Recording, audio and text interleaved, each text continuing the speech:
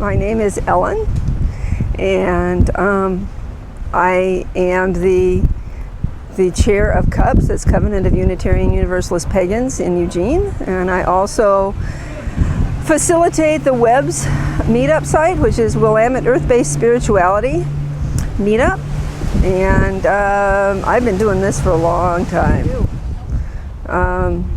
A couple of years ago, right at this time, right, I was working on putting a Beltane together. I discovered Witchvox. I was on Witchvox trying to advertise our Beltane festival, and there was this guy named Les Sinclair that was up there. I found out later he was very much not a witch, but he was looking for Wiccan prison chaplains because that was his job. He's since retired, and I called him up. It took about six months.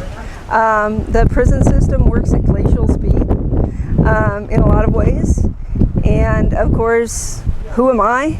You know, they expect the people who work in the prisons to have credentials, and well, Wiccans really don't have credentials.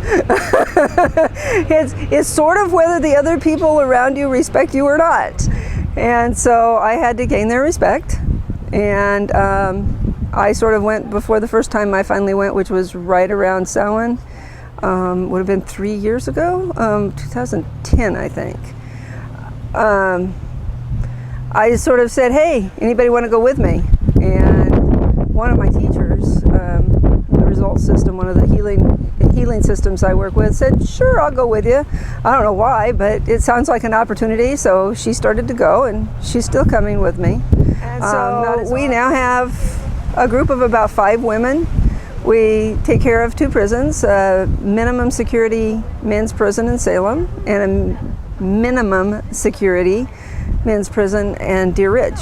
Actually, they treat us with a great deal of respect. I don't think I've ever been treated with as much respect as I am when I go into the prison. I made a joke one time in front of the guys at a dinner. It's like, I feel like you would protect me with your lives. And they looked at me and said, oh yes, we would, but don't leave your wallet laying around. That was the opportunity that presented itself, and it seemed like the right thing. Actually, one of my friends said, oh, so you're finally doing this. I said, what do you mean? She says, well, you've only been talking about it 20 years. I wasn't aware of that, but I did. Hey, most of those guys aren't any different than you or I. It's just they made a mistake, or maybe a series of mistakes. Some of them, it's more than that, but a lot of them, they just were the wrong place at the wrong time. They didn't look over their shoulder. From that point of view, we're there to help them become better people. They're not the only people, but a lot of the men in prison feel like they have a monster inside them. And I know a lot of people outside of prison that feel that way too. And when you go to prison, it sort of solidifies that not only do I have a monster inside me, maybe I am one too. And so we work on that, looking at that to realize that inside they're just another human being. And a lot of the guys who come will say, well, my roommate's been coming and I can see him change. I can see a difference in him. And so I came to see if I could get some of that. We have a lot of restrictions. One of the big things is when I work on the outside with people, hugging is really a major part of our religion, and we can't do that inside the prison. There's some real strict rules of how touch can happen. We work with a lot of the men who come to our services are sex offenders of one type or another, and there's a whole lot of different levels of that. And so they're really strict.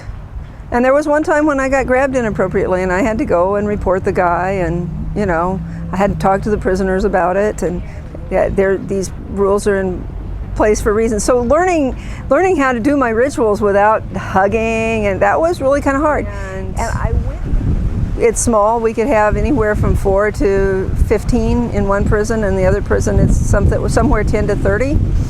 We hold hands, and then we all give a hug into the center of the circle. Hug, release, and then we reach into the circle and get the part of the hug that's ours.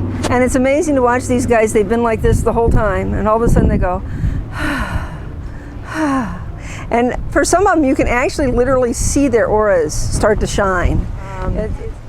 And hopefully, one of the things that we're looking for is they have a Home for Good in Oregon program. It's a faith-based program for men getting out of prison, so that there's support for them, somebody to call and talk to if they need to, somebody maybe to pick them up and take them to services if they're allowed. It's like everybody's parole officer has kind of a different idea of what's okay and what's not okay. And so I'm learning how to speak to the parole officers and explain why my pagan men don't want to go to a Christian mission. 4 of us are now Home for Good volunteers. Unfortunately, we're all Lane County. We really need them out on the coast. We really need people in Corvallis, Benton County. Lynn Benton is really shy on Home for Good volunteers, and I'm not just talking Wiccan. I'm talking Home for Good in Oregon. We need people who are willing to work with these guys when they get out, to give, so that they don't feel like they have to go back in. Nobody can keep anybody from praying for somebody. And so always your prayers are always welcome. You don't have to know anybody. You don't have to go into the prison. You can always give them, creator, goddess, God, whatever you call that divine being, cosmic consciousness. Even if you're an atheist, you can always send a good thought. It helps them. It helps them to raise their energies. The guys there are human beings, and a lot of times they've been abused as children. They've been hurt badly. They don't know anything else. And so, cut them a little slack. And, if they get out and come ask you for a job and they're qualified, give them a chance.